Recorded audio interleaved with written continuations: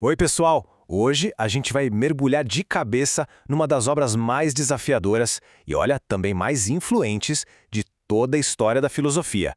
É a história da jornada épica da mente, sabe? Em busca da verdade. Tudo isso mapeado por um cara chamado Georg Wilhelm Friedrich Hegel. Então, para começar, vamos pensar numa pergunta que, sério, tira o sono dos filósofos há séculos. Como é que a mente, como é que a gente pode ter certeza do que é real? Como a gente sabe que nosso conhecimento do mundo é para valer? É essa pergunta que vai guiar toda a nossa conversa hoje. E para responder isso, em 1807, Hegel não escreveu só mais um livro de filosofia. Não. Ele escreveu o que a gente poderia chamar de uma biografia da consciência. É isso mesmo. É uma história, uma narrativa super dramática de como a consciência evolui, quebra a cara, aprende com os erros e vai aos pouquinhos se movendo para uma compreensão cada vez mais profunda da realidade de si mesma. Tá, mas como é que essa jornada funciona? Qual é o motor, a força que empurra a consciência para frente? Bom, o Hegel nos dá uma ferramenta super poderosa para a gente entender isso. E esse motor é a famosa dialética. Agora, atenção aqui. Muita gente acha que Hegel é só aquela formulinha de tese, antítese, síntese, né? Mas o conceito dele, o Aufhebung, é bem mais sofisticado. Pensa assim, a cada passo a consciência dá de cara com uma parede, uma contradição no jeito dela de ver o mundo. Só que esse fracasso, essa negação, não é o fim da linha. Pelo contrário, é um novo começo. A ideia antiga é superada, mas o aprendizado dela é mantido, é preservado e elevado. E daí surge um estágio totalmente novo, mais complexo, mais completo. Isso nos leva a uma ideia central do Hegel que é simplesmente genial. Para ele, a verdade não é uma coisinha que se encontra debaixo de uma pedra, um fato isolado, não. A verdade é o processo inteiro. É a jornada completa, com todos os erros, os tropeços e as superações. É isso que é a verdade. A gente só entende de verdade quando chega no final e olha para trás, para o caminho todo. Bom, toda jornada precisa começar em algum lugar, certo? E, assim como a maioria de nós, essa jornada da consciência começa com uma crença bem, digamos, ingênua sobre onde a gente pode encontrar a tal da verdade. E esse é o nosso ponto de partida. A consciência, no seu estado mais básico, olha para o mundo e pensa: ah, é fácil, a verdade está aí fora, nos objetos, é só eu olhar com atenção. Parece senso comum, né? Mas como a gente vai ver, essa ideia dá com os burros na água bem rápido. Olha só o que acontece. Primeiro, a consciência tenta se apegar ao que os sentidos dizem. Ela fala: a verdade é isso, bem aqui, agora. Só que ela percebe que o aqui pode ser qualquer lugar e o agora vira passado num piscar de olhos. Essas palavras não são tão concretas assim. Aí, frustrada, ela tenta a percepção.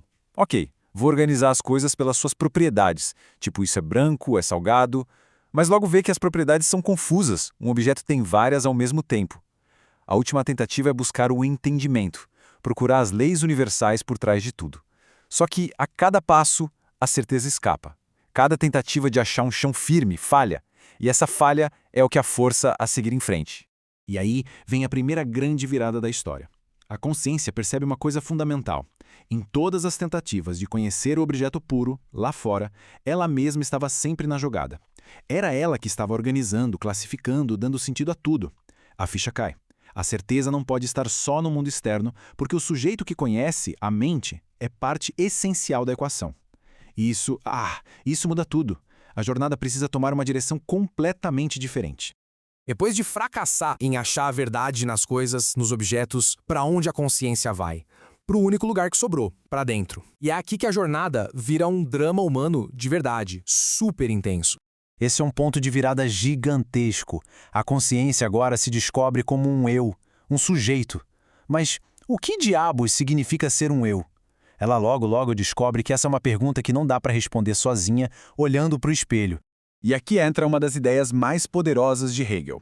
A gente não pode simplesmente decretar o nosso próprio valor. A nossa identidade, o nosso senso de quem eu sou, depende totalmente de ter outra pessoa, outra autoconsciência olhando pra gente, nos reconhecendo.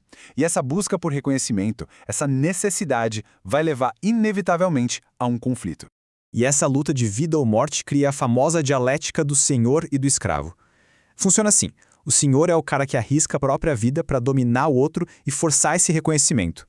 O escravo é aquele que, por medo de morrer, se submete. No começo, parece que o senhor ganhou, né? Ele conseguiu o que queria. Só que o reconhecimento que ele recebe vem de alguém que ele não respeita, que ele vê como inferior. É um reconhecimento vazio. E pior, ele se torna totalmente dependente do trabalho do escravo para tudo. Mas é aqui que o jogo vira de um jeito espetacular.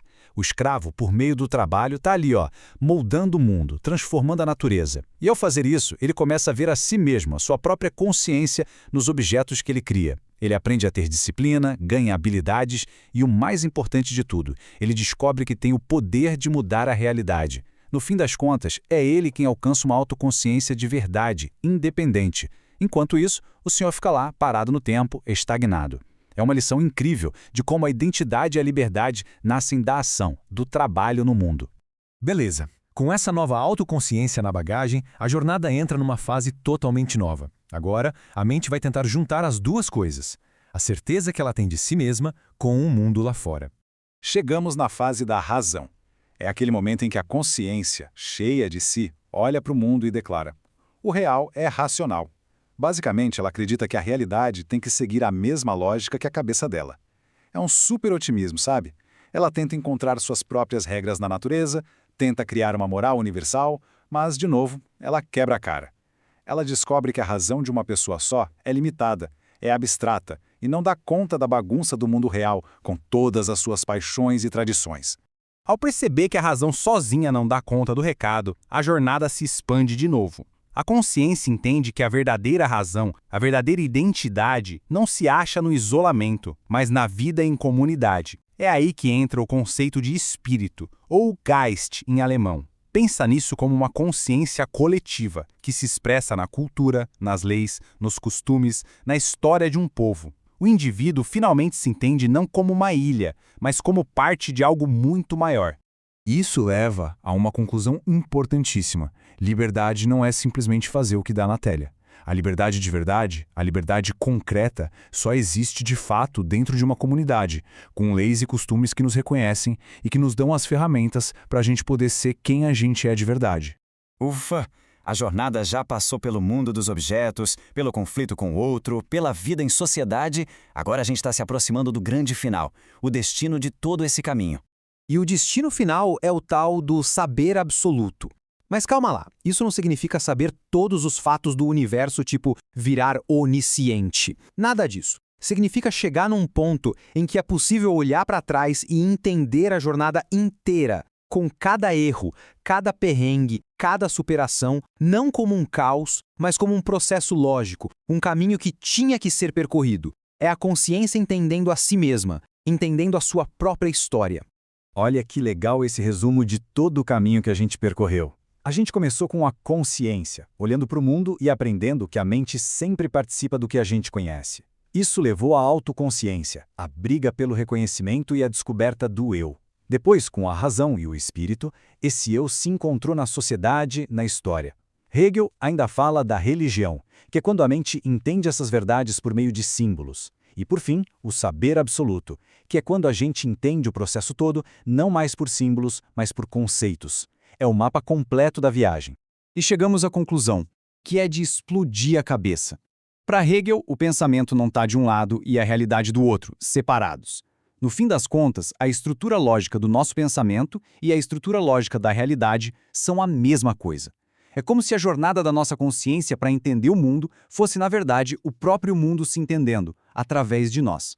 E tudo isso nos deixa com uma pergunta final, para a gente ficar pensando. Se a história da consciência, e talvez a história da humanidade inteira, segue esse padrão de encarar contradições, de quebrar a cara e se levantar mais forte para chegar num nível mais alto, será que as vossas dificuldades, os nossos fracassos pessoais, não são só obstáculos? Será que eles não são, na verdade, partes essenciais do nosso próprio crescimento? Fica aí a reflexão.